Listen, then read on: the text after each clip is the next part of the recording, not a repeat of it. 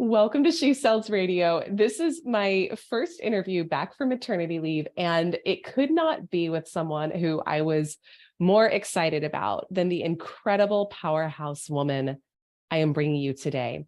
And I want to preface our conversation with this first. So, we live in a world today where change is the norm. And it may feel like you are constantly being asked to embrace uncertainty and take risks that feel uncomfortable or downright terrifying in your sales and your business, in your life, in order to achieve your goals and aspirations. And I personally have found that my biggest rewards in life have always come from the biggest risks that I've taken. But I also know how terrifying those moments can be. And I can also think of times in my life when I didn't take a risk or make a bold move that I felt called to make. And I later look back and I regretted it. So my guest today is going to help us create, I think, a new perspective and a new mindset around risk and teach us how do we make those bold moves that are required in order for us to grow and accomplish our dreams.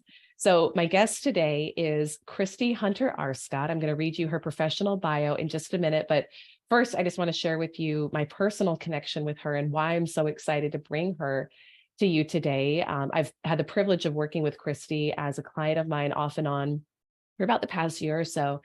And I can tell you right now that this woman walks her talk.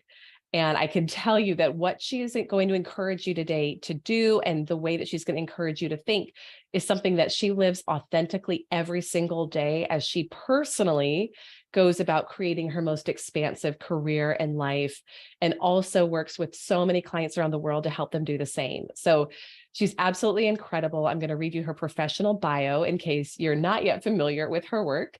Christie Hunter Arscott is an award-winning advisor, speaker, and author of the book Begin Boldly: How Women Can Reimagine Risk, Embrace Uncertainty, and Launch a Brilliant Career. A Rhodes Scholar, Christie has been named by Thinkers 50 as one of the top management thinkers likely to shape the future of business. Christie, welcome to She Sells Radio. So happy to have you here. Thank you so much, Elise. And honestly, such an honor to be your first since having your baby. It's like, I hope I'm not too rusty at this. No, I was like, talk about a bold move. And you're like, yeah, 2 months in. Like, hopefully the kids are downstairs. Jason is downstairs. It's just my fingers crossed that no one has like a life-threatening accident in the next hour or so while we talk. And we get it done as women, right? Who are making it happen in our lives and our careers. So here's where I'd love to start, Christie. You know, I've had the pleasure, like I said in the intro, of getting to know you, and you're just such a phenomenal human being. And I think people will get that as they listen. But I also want to say your work, it's so needed today. And so if someone is not yet familiar with the work you do, I want to tee up this conversation with how did teaching women these concepts become something that you personally are so passionate about and is really, it seems like, your purpose at this point in your career? I think it was, it definitely started with my own personal journey. I think I look at the behaviors of so many individuals, and we almost embody them from the time we're young girls, is that we think about risk as something we need to mitigate or manage or minimize. And we play it safe rather than playing it smart. And that holds so many of us back. And we often don't realize till so much later in life. And we're not taking risk in our business, our careers, and love and travel, and so many. It's just how we're living. And I think we sometimes get caught up in, and I definitely did, in analysis paralysis, weighing pros and cons rather than erring on the side of action. We don't give ourselves, and I definitely didn't as a child, like the forgiveness and the space to fail and to learn and to pick ourselves up. And it's been since the work of Carol Dweck on mindset onwards. And I just embodied so much of that, where, you know, you fail, you are a failure, and you do everything to avoid that. And I feared change and my ability to deal with change and uncertainty. And I'm so happy that I've come to the point in my journey where there's a realm of possibility that wasn't open to me when I was seeking perfection. Mm, And so many people could benefit in that way. The other thing was, I saw, like, I had the advantage of being able to just interview amazing women leaders across the globe. And I realized that this core aspect of their success was their appetite for risk, their appetite for making bold moves and leveraging those insights and even negative outcomes for their growth and progress. And so I was like, how do I package this up to really ensure that other people have access to the tools to do the same? So it mm. was definitely a combination of a personal journey and then the aha moment I saw from kind of working with and researching women leaders. Wow. You said so much there that I want to go deeper into. And one thing, I mean, we could just have the whole interview off of what you just said. One thing that you said that really stood out to me was, I believe you said playing it safe versus playing it smart. Yeah. I'd love to take a moment, and I just want to share in my own life. That's something that I've noticed. There was conditioning so early on. And even Mhm. from my dad, who I love dearly, every time we hang up the phone, and he's done this from when I was a little girl, it was like, be safe, be safe, Yeah. be safe. Like that conditioning was so ingrained. And I wasn't even conscious to it until maybe a year or two ago when I realized, oh my gosh, like that was ingrained, be safe. Mhm. How did that how did that show up in your life? And I want you to dive into that difference between playing it safe versus playing it smart, because I don't think many of us are thinking that way. Yeah. I mean, imagine if we hung up our phone call saying, be bold. Like, how amazing would Mm, that be? game Rather than changer. be safe. Although I understand where the sentiment comes from. But I think the difference is that I think we're playing, it's almost like having a method. So let me take a step back, because I'm thinking about something in my book. It's like, when Yeah. I'm saying be bold, take risks, play it, it's not about jumping off of a cliff blindfolded on a paraglide when you've never been paragliding before. Like, that is truly not what I'm saying. I'm not saying go out recklessly, but I think we think that that is what risk taking looks like. But risk taking that is intentional is when you have a method to deal with a range of outcomes and to Mm, assess risk. And I think when we think about risk taking as unsafe or as in conflict with safety, it's because we think about the paraglider versus being trained with a toolkit before we make that jump. And that mm. is really the juxtaposition for me. Interesting. Okay. A lot of these things too probably go way into the subconscious mind where we're not even aware that this is happening. And it's that Yep. quick. And I think you say something about this, and you've got a phenomenal guide on your website that people can download. ChristieHunterArscott.com. We'll link it in the show notes. But you talk about like our brain will automatically go to analyzing the risks, the negative risks Yeah. versus the rewards of an action. And that's probably animal brain amygdala from just conditioning Yeah. from centuries and centuries, right? Um, what for you has shifted? You talked about dropping the perfectionism. That was the other Yeah. piece that I wanted to kind of expand upon from the intro you gave. That's tremendous. And again, we can have another conversation entirely about this. I've been working with a mentor a bit over the past year who's just really illuminated to me and to some other women I'm in this program with how failure avoidant we are as women, and how we're like, if I can't do it perfectly, I'm not going to do it at all. And she gave the example that I appreciate of, look, like if you're going to learn to play the violin, like you're going to hit some wrong notes along the way. It's the only way to play, if to learn to play. If you're going to learn to create a 5-star beautiful meal, like you're gonna make some terrible meals along Yeah. the way too. But as women, we get so caught up in like, I can't make a mistake, especially with money. Oh my God, what if I make a mistake with money? There's never going to be more. I'm going to be dead on the side of the street. How did that perfectionism negatively affect you maybe earlier in your career, and how have you learned to drop it and be okay with maybe making some mistakes along the way? Yeah. So it's been such a journey. And I mean, I can just share a couple things, but I remember when I launched my business, taking far too long to even think about my website. It took me years. I mean, just to think about putting myself out there. What's my positioning? What does that look like? What is it? And someone gave me this great advice. They were like, whatever you put out there now, what your business is in a year or 2 years is going to look completely different, because you're going to evolve and the market will tell you what it needs. And this concept of evolving has been so powerful for me, is the sense that we're all in a constant state of evolution, and not failing or not putting ourselves out there, not refining ourselves, means that we're stagnant. And that is not what we want.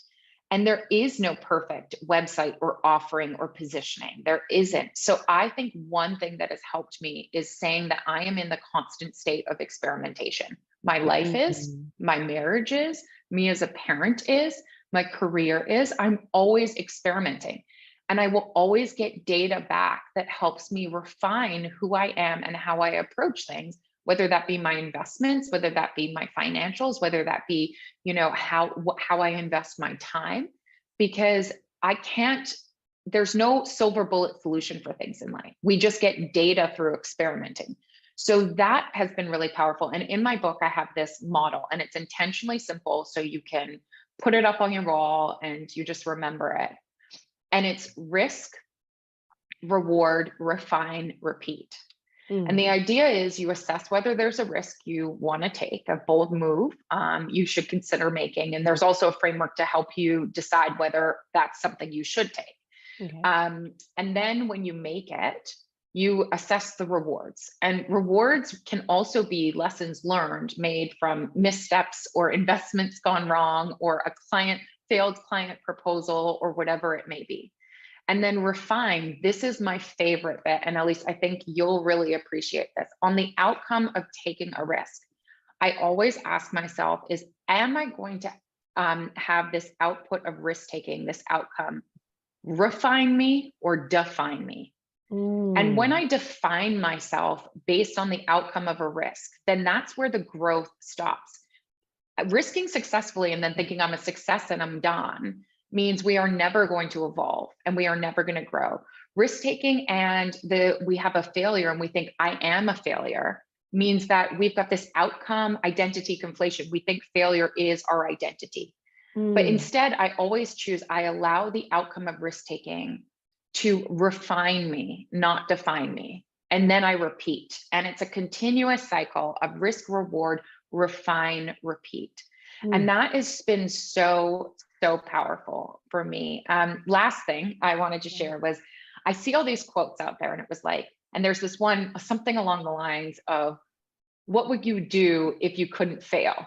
And I personally think that is BS, because I think failure is inextricably linked, is the most powerful part of a rich and bold life, existence, and career. So it shouldn't be what would you do if you couldn't fail?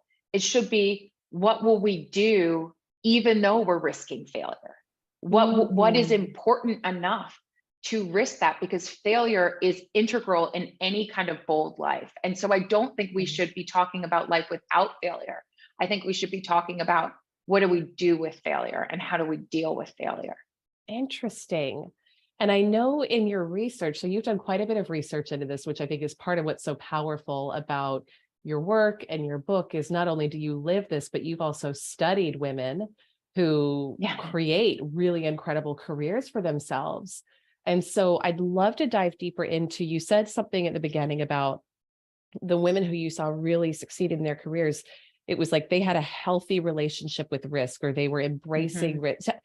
Speak to us a little bit more about that, because I want to hear about some of the common threads and commonalities, because to me, it's really about, we want to learn how, I don't necessarily want someone to tell me like what to do in my specific situation. I want to learn, how is someone thinking if they're succeeding at a higher level than me? How do they think? So what did you see? That's what I wanted to know too. Yeah, totally. And I think that's like when you really value coaching and mentorship, and you've like done you're committed to getting a result. It's not so much like I want someone to give me the silver bullet. To your point, there is no perfect silver bullet, but it's, I want to learn how someone thinks because they're getting a different result in life than me. So how do these women think, and how do they think about risks specifically? What did you see with your research?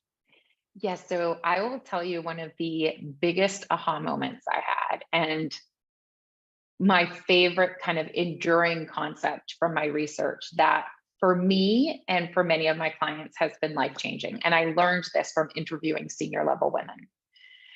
And what that was I would walk into the rooms or be on the phone with these phenomenal senior level executive, bold, badass women that I'm like, I'm quivering like just to even be in the room with them, right?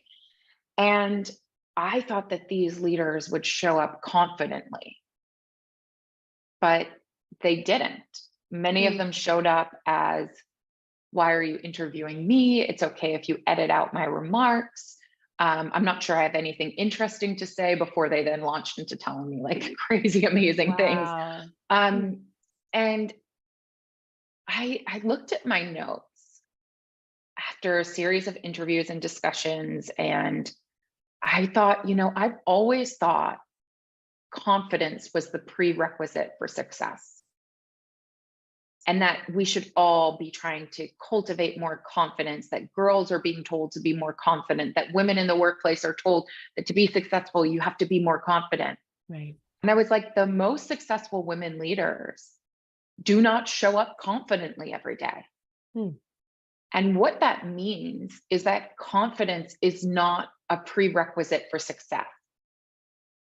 So for me, it was like, oh my gosh, we've been told this whole time that we have to be confident to be successful. And yet those that are embodying success aren't showing up confidently. So what was their key to success? And this is where to your point, I really wanted to get in the mindset, like what can we learn and leverage? And what I realized was it's actually courage.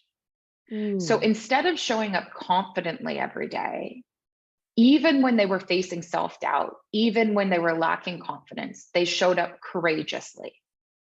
And so I had this aha moment that if we wait to feel confident before pitching to a client, before I get up in front of on a stage in front of 3,000, before, I go out and put myself out there through a book or launch a website or a new offering.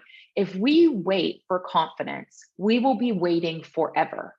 Confidence is this elusive feeling. You don't wake up one day and say, I feel completely confident. It doesn't work like that. Those of us that are like critical thinkers and analyzing it, that day may never come. So instead, what I've committed to is, even when I'm feeling the least confident, how do I show up courageously? Because courage can exist in the absence of confidence. So to everyone on the call today and watching this and listening on the podcast, like, I just wanted to share that you don't have to be confident to make bold moves, but you have to be courageous. And the great thing is, you can have courage in the absence of confidence, like I shared, and then confidence will be the byproduct or output, because courage helps you err on the side of action, which is what we're trying to do as we move away from this fear of risk and failure. So that was really, for me, the most enduring concept. Interesting. And so I want to just hone in on that a little more, the difference between confidence versus courage, because you said confidence is some elusive feeling. If we wait until we have it to make a move, we're not going to do it. How do you define the difference between those two? Yeah. So I think it's interesting, because when someone shows up on stage, you're not going to know whether they're confident or being courageous. Like, the output is the same, right? The output is making the bold move, taking the risk, all of those aspects. But if we're waiting for some internal feeling of, are we ready? Which is essentially, are we ready for readiness? Is not like, I don't believe readiness is a feeling. I think it's a decision.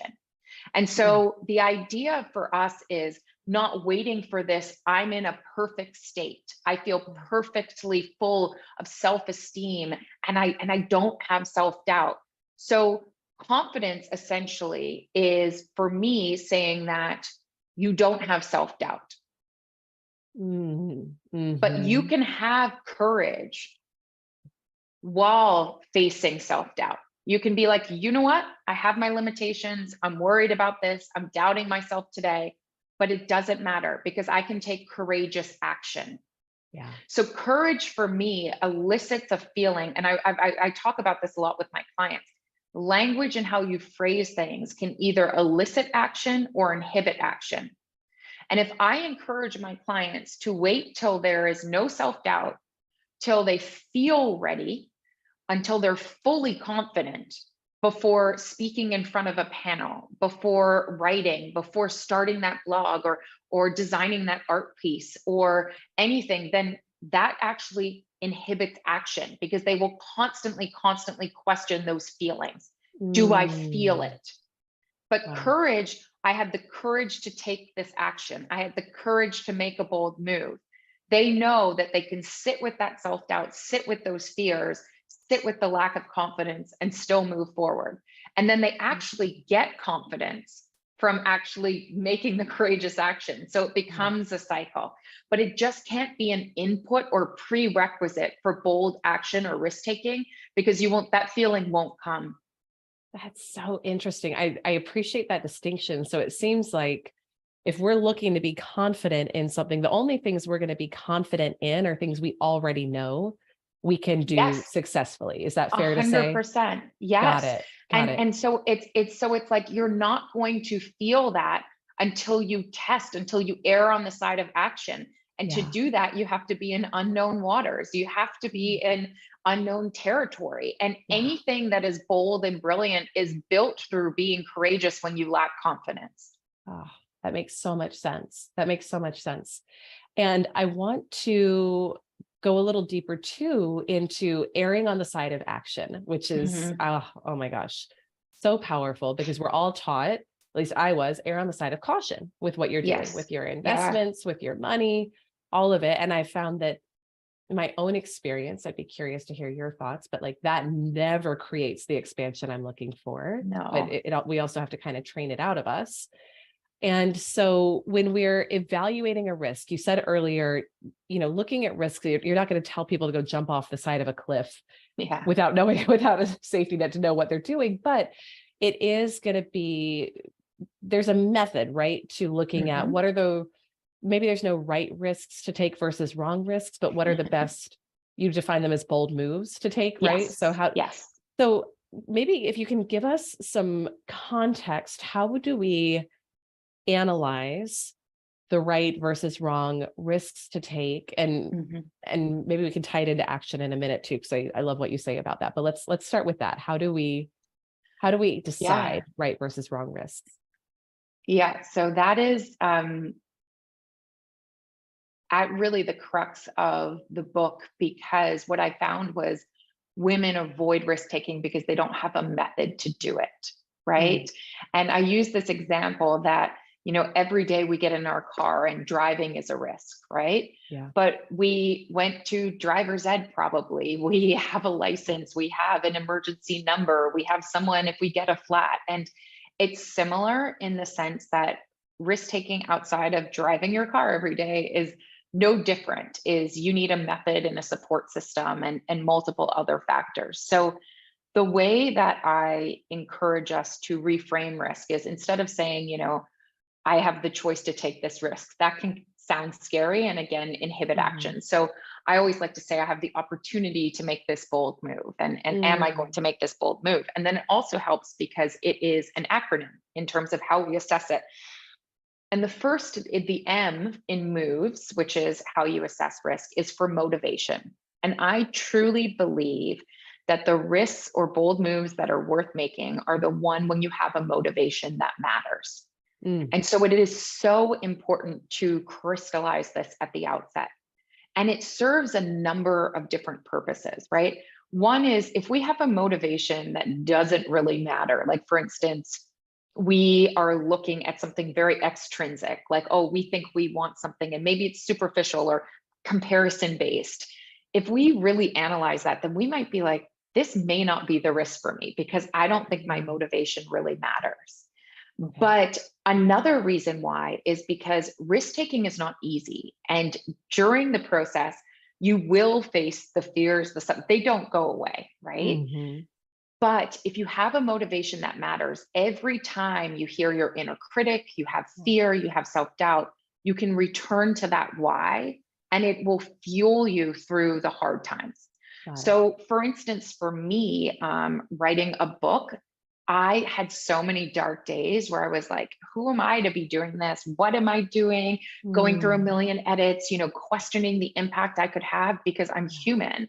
But my motivation was not to be an author and get a book out there. It was to bring the tools and insights that I know work to people across the world in a toolkit that costs like $17 instead of only Mm. targeting client by client for the rest of my life at a certain Right. price point when companies can pay. I mean, this was an idea of how do I equip more women? Yeah. So every time I had that doubt, I focused on that motivation. So crystallize a motivation that matters. That's the M. The next is assess the opportunity and opportunity cost. So Mm. I was talking to someone, I'm like, we also frame risk as scary, but if you say, I have the opportunity to X, suddenly that's language. Like, what is your opportunity statement that will elicit action and excitement Mm. versus I could take this risk. I have the opportunity to put myself up for a promotion versus I could take the risk of putting myself up for promotion. Ah, Like they elicit totally different outcomes. And then realistically, anyone that's in finance, anyone that looks at life, anyone that looks at economics, there's an opportunity cost to things. So you have to say, what's the cost of taking this risk? And is that a cost I'm willing to pay? So I always say, like, I frame this as like, what's the reward of risking? What's the reward of not risking? What's the reward I want to reap? And then I also say, mm. what's the cost of risking? What's the potential cost of not risking? And what's the cost I'm willing to pay or the price I'm willing to pay? Wow. And that helps me so much because I look at like this crystallized way of like, there's a cost to inaction, which is something I talk about a lot in the book. And we often don't associate, we look at the pros and cons of action, Right. but we rarely look at the pros and cons of inaction. And so Mm. I really think that that area, the O, the opportunity cost helps you assess that. Huge. The V is your future state vision, and it's what is the best case scenario. So if I write this book, what am I doing? Who am I interacting with? What podcast am I on? What impact am I having? And the reason why I just want the future case vision to be positive is because the way that our brains are wired is more likely to think about the negative outcome. So we need to Mm. really crystallize the ideal case scenario so that that can really keep us motivated.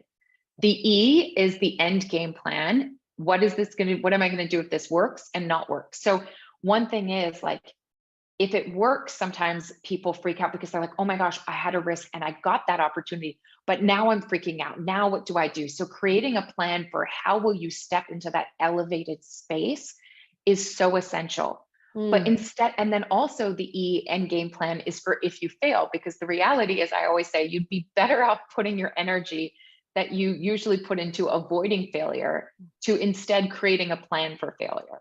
So Mm. my question is always, if this doesn't work out, what am I doing? And I can live with that. I can create a plan. It's so empowering to Mm. create a plan for failure.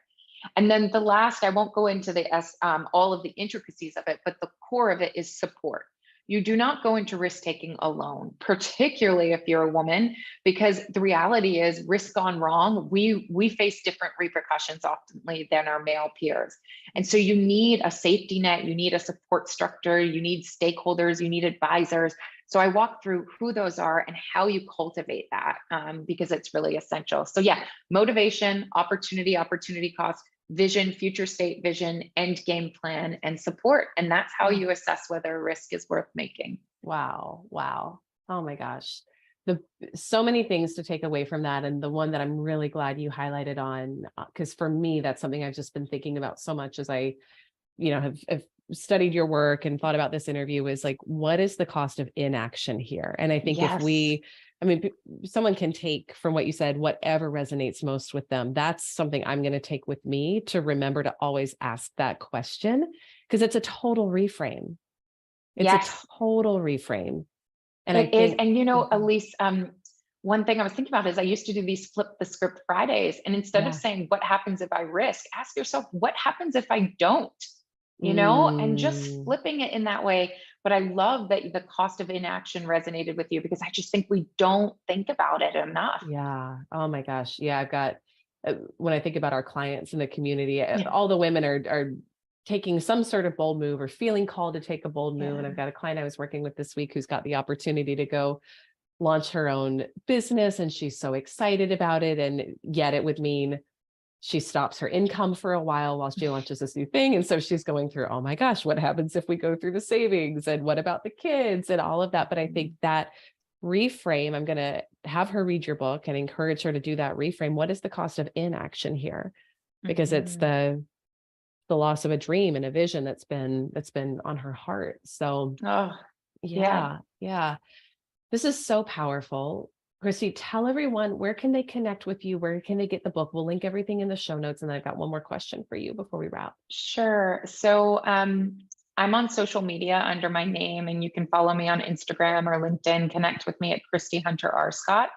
And then my website is christiehunterrscott.com. And it's really fun. I should have mentioned, like, my career has just evolved to be this amazing portfolio career of coaching Mm, individuals, and then cohorts and organizations, speaking and facilitation and lectures, writing and publication, and then strategic advisory with companies and leaders that want to create bolder and braver organizations and courageous cultures, which has been really fun. So mm. if you want to learn more about that or read my monthly newsletter, you can sign up there. And then the book is on Amazon and your local booksellers. So definitely check it out. And the last thing was, I was super excited because this came up today.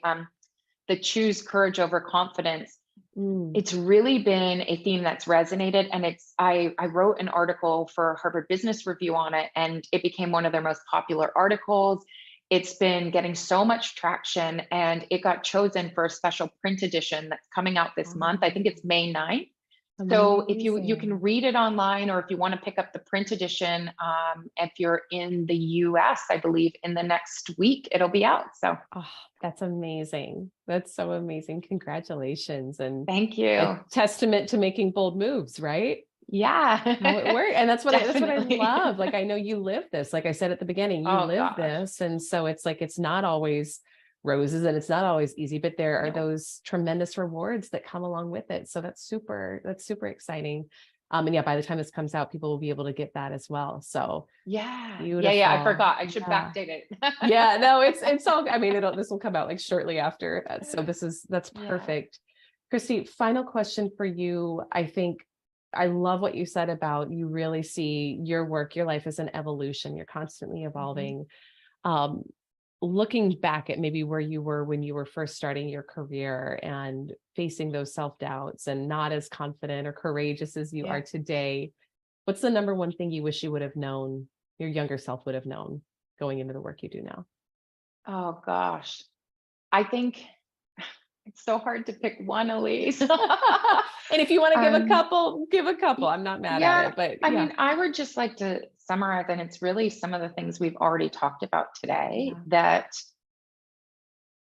anything that goes wrong, you have a choice around whether you allow it to refine you or define you, Mm, and that it will contribute to your progress. So I think that's really, really important.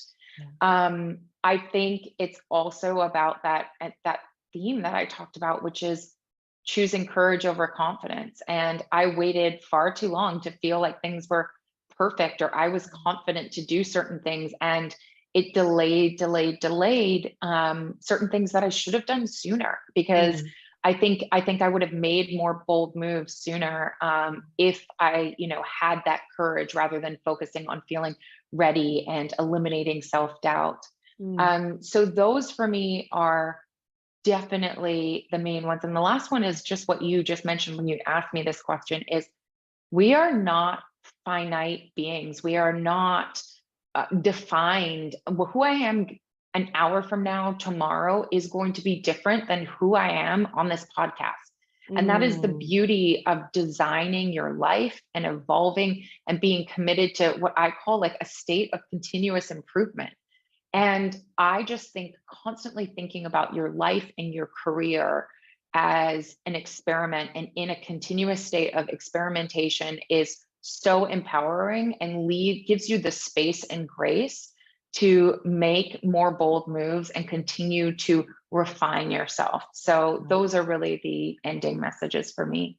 Beautiful. There's a lot of freedom that comes from that, from Oh, it's redefining everything as an liberating. experiment. I love that. Thank you, Christie. This has been so powerful. So I knew it would be. But there's so much that I'm taking away from this, and I know our listeners are as well. So thank you again so Yeah. much Well, for thank your you for work. you and your work and your platform and the impact you've had on my career and my mindset. The work you're doing is just so powerful. And I'm so glad there's so many synergies in our passions and interests. And I'm so glad we got to do this. Absolutely. Absolutely. Same here. To you, my listener, I know you're blown away. Go get Christie's book, go connect with her on social. Her work is, I think it's something we could all use, whether you're in corporate, whether you're an entrepreneur, whoever you are, whatever your path is, we all have bold moves that we're being called to make. And I think this is such an empowering framework that we can use to do that. So as always, thank you so much for being a listener of She Sells Radio. I'll see you on our next episode. Bye for now.